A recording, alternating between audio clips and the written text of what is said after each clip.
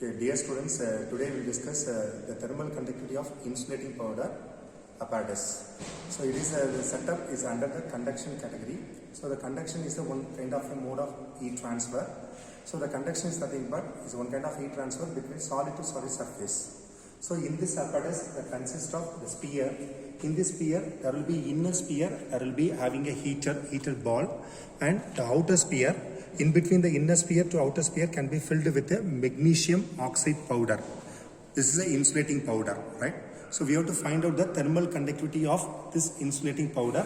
This entire sphere can be packed and sealed. And this in this setup, so the diagram will be there.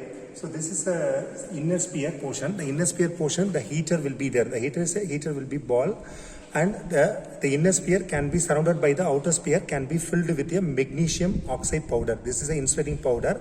So we have to find out the thermal conductivity of insulating powder. So we have to switch on the power supply and we can adjust the variac. We can set the standard voltage and respective current. Initially we have to set this experiment.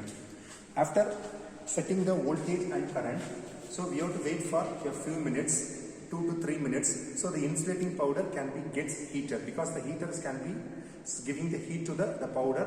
So the insulating powder can be get the heater, so the conduction will be there on the insulating powder. So we have to wait for 2 to 3 minutes. So we have to note it down in this temperature indicator screen. So there will be, we can taken by this experiment, there will be T1 to T6. So you can see the diagram. So the T1, T2 and T3 and T4, these 4 temperatures, 4 thermocouples. So the temperatures can be measured by the thermocouples.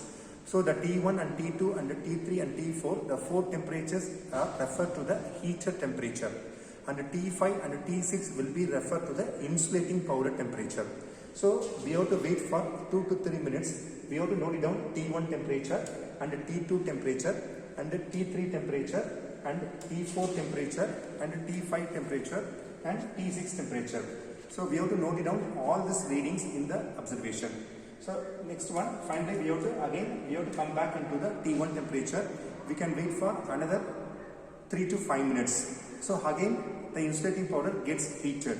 So again we can take the next set of readings. So we can do the same procedure simultaneously the time interval of the 3 to 5 minutes.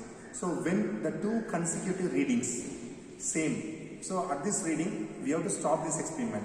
So the 2 consecutive will be same means the state is called steady state. The steady state is defined as that state in which the temperature does not vary with time.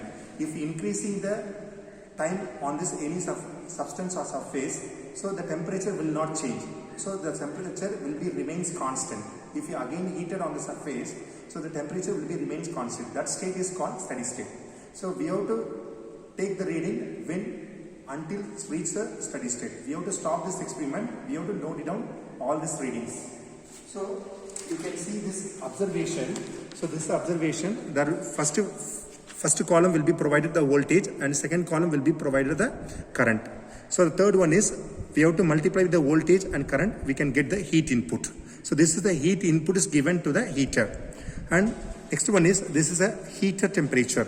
The heater temperature is T1 and T2 heater temperature, and insulating powder temperature will be given T3 and T4 and T5 and T6. So we have to note it down. So for all this temperature, so the heater temperature is T1 and T2 and remaining temperatures will be refers to insulating powder temperature. So we can use this formula. What is the formula used? So the formula used, heat input is equal to the Ti minus T0. Ti is equal to refers to heater temperature and T0 refers to insulating powder temperature divided by R2 minus R1 divided by 4 pi K R1 R2. The R1 is equal to the radius of inner sphere, R2 is equal to radius of outer sphere, and Ta is refers to heater temperature and T0 is refers to insulating powder temperature. So Ta is equal to T1 plus T2 by 2 and T0 is equal to insulating powder temperature T3 plus T4 by T6 by 4. So we have to find out all this value. We can substitute the Q formula. We can find out the thermal conductivity of insulating powder. Finally we have to note it down the thermal conductivity of insulating powder. Thank you.